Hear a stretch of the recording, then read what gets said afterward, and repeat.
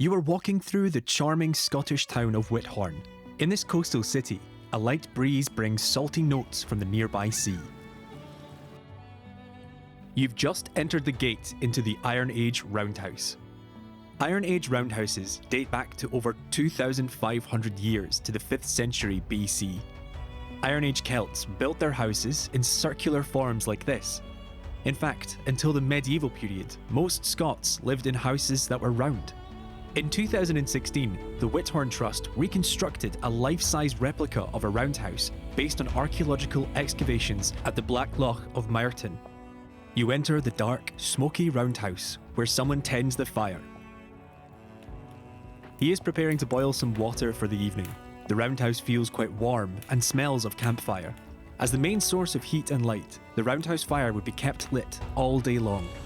The hearth was the heart of the Iron Age roundhouse. While the fireplace area was very large, at over 2 square metres or 20 square feet, the fire would be kept small, allowing the surrounding hearthstones to be used for food preparation.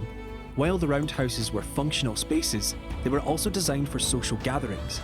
You can see the ancient Celtic villager grinding away and processing food for supper.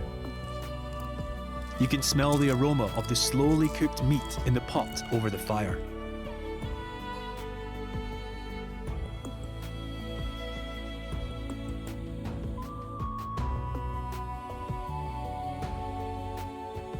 As the farmhouses of their day, roundhouses provided living, cooking and working spaces.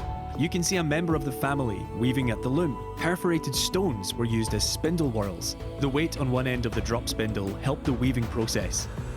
While thread and textile production would have been a feature of the roundhouse, more detailed work would have taken place outside, where the light would allow for more intricate weaving. You are standing where Christian worship has occurred for over 16 centuries, through at least 3 different eras of Christianity. The history is reflected in the stonework of the priory and the surrounding cemetery. The second era of Christianity began in 1128, when a new Norman-French influence was becoming dominant in Scotland. The priory you see in front of you was once the nave of the cathedral, built during that era by Fergus, Lord of Galloway. Notice the decorated arches. These recesses were built in the 1300s and served as the tombs of important and influential patrons.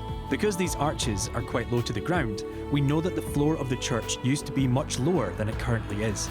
Walking closer to the priory, you can see the round arched Romanesque doorway originating in the 13th century. This is one of the best features of the modern-day ruins. Intricate details of the doorway include the carved capitals with patterns of flowers on top and zigzag and circular detailing above the arches. In total, there are 4 levels of stone archways. The low stone walls extending to the southeast of the crypt were excavated in the 1950s. The long and sacred history of the priory continues to attract pilgrims like yourself today, and will hopefully continue to do so for another 1,000 years.